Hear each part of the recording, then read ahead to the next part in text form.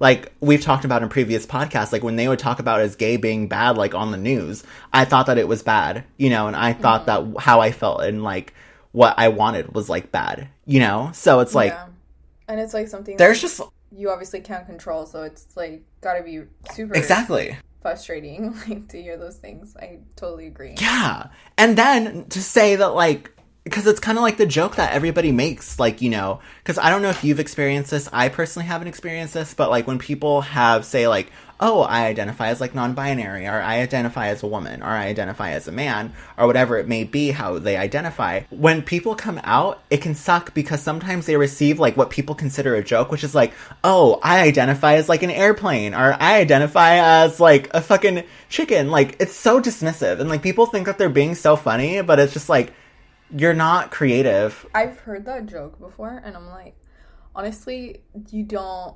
Like, that just shows your ignorance. Do you know what I mean? Oh, yeah. It shows... I think it says more about them than it does about you. So, oh, 100%. Maybe it's more hurtful, I don't know, like, if I were in a different place, right? But I understand that a lot of people are in a different place, so that could be really hurtful to them. And I don't think like we should be saying hurtful things. Like, if you don't fully understand something, why would you comment on it? Why would you make it the butt of the joke?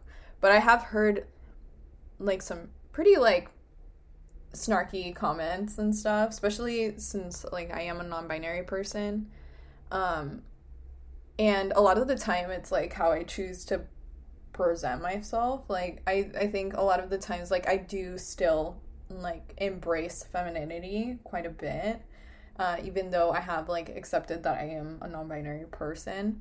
So I think also there's this like stigma or this expectation, right, when you meet somebody that's trans, that is not at all accurate. It's like we're all people, so we're all very different. You can't just put us, like, trans people all in, like, a category of what you expect, right?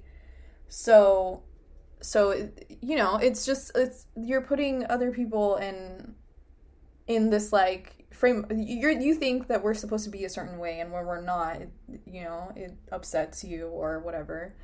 So, no, the trans people don't owe anybody anything, and trans people can be whatever the fuck they feel they are, right?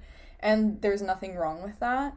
And the fact that people would say like, oh, where do we cross the line? Like, are you a chicken? Like, no, that's not the same thing. I was like, come on, yeah. You don't understand what... We're not playing make-believe. Yeah, no, we're literally just talking about gender. You know, the thing that's like literally on everything, like, literally everything is gendered in the society. How do you not how we go about our world? Yeah, how we were taught to go about our world, like gendered. So I don't really understand how somebody could interpret what being transgender is as being like a farm animal or something like an airplane or whatever, like an object. Honey, I think I don't know. I think like your perception on the trans experience is a very accurate. So, and I think that speaking to like trans experiences, like I think that I had the fortunality and I was very privileged in the fact that I just like put myself out there and I put myself however I wanted to be seen. Like, mm-hmm. I felt like I was privileged enough to do that, but now everybody gets to live that experience. And say, for example, some child out there isn't accepted by their family or, you know, like, is judged within their family. And, you know, they're at the very beginning of their trans experience. Something like this can be so fucking dismissive. And it's just like, who the fuck are you, you know, to want to fit me into your mold, to want to fit me into your binary because it doesn't make sense to you. Why does it need to make sense to you? But also, why, because it doesn't make sense to you, do you feel the need to dismiss it? Like, why does it affect you so much? Why does something that doesn't have any concern to do with you, because you want to make it easier on people to understand, like, fuck you. Like, I feel like for so long, we've just been compliant. Like, trans people have just been so compliant, and, like, the overall, like, LGBTQ plus community has just been compliant because we've been trying to, like, fit into these molds. But I think that we're coming to a point where we're just saying fuck you. Like, fuck you, fuck that. We don't have to fit any type of stereotype. We don't have to fit any type of anything. So it's like, who are you to even comment on this? It's like, get the fuck out of your old ideologies. Get the fuck out of your old ways. And it's like, see things for what they are. Like, I do think your choice of words, like, I know what you mean, but I just want to make sure, like, people understand what you mean. When you say LGBT people are compliant, they are out of a sense of survival. Like, if you're in a situation where you feel like you cannot be your true self, sometimes you will kind of mold yourself into what would be safer for you. But I mean, LGBTQIA people, QIA plus, are the fighters in the forefront of equality and human rights. So I think, and Zach definitely knows that. So I just want to thank you for that clarity, and for not anything to be misconstrued. I definitely think a better choice of wording would be like, we've been trying to fit into your stereotypes. Maybe, I'm not too sure, but you get what I'm saying. As we've said before on this podcast, I definitely believe that everybody is going to do what they can to give themselves the safest experience, and that's going to make them feel safe in whatever way that is. For surviving, because we obviously want to survive and we want to be safe. So I hope that didn't get misconstrued. Oh, I had a comment on also the gentleman who, was an asshole. He said something about trans people attacking the nuclear family. Sir, your cis white family? Okay, I have a problem with the term nuclear family. I do. Because I don't like... Okay, so a nuclear family, I need a definition on that. Because I feel like every family is very different. Like, a nuclear family, is that, like, meant to be, like... Hold on. I'm gonna Google this right now. Hold on. Pause. Okay, nuclear family is a couple and their dependent children. Okay, like, that's such, like, a vague statement. That's exactly what I was gonna say. Okay, so my understanding of a nuclear family is just, like, a couple who have children, and that's about it. Exactly. So, what about that is affected by trans people again? Yeah.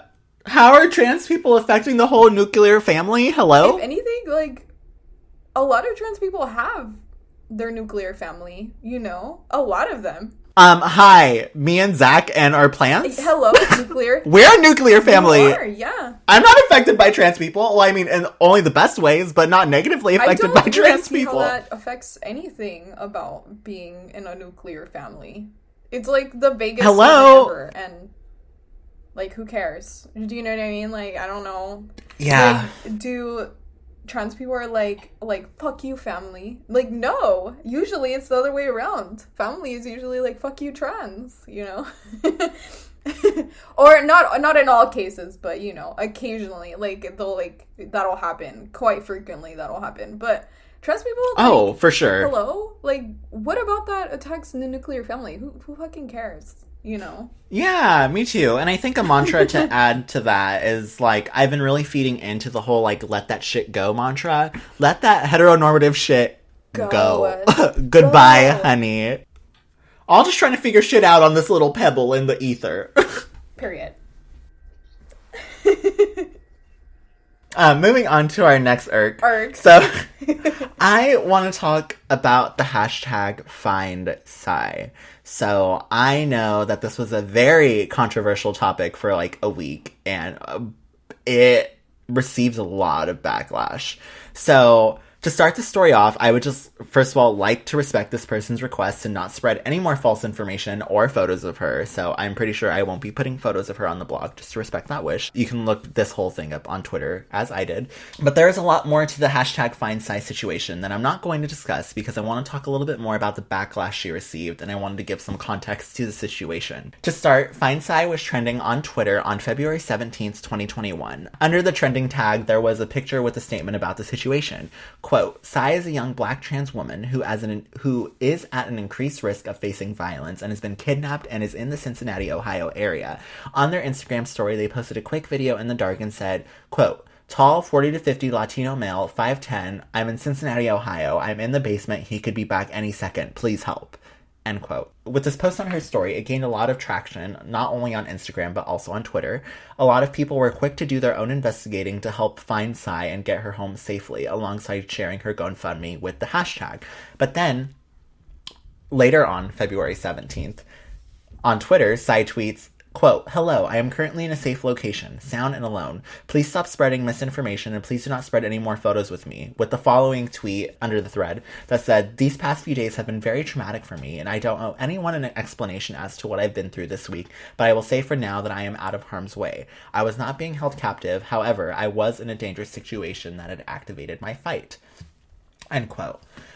When this and other content was posted in regard to Sai being okay and never being in a predicament to begin with, she received a lot of backlash from a lot of folks. They felt that their time dedicated to helping to find her by spreading the hashtag, contacting officials, and creating updates was a waste of time.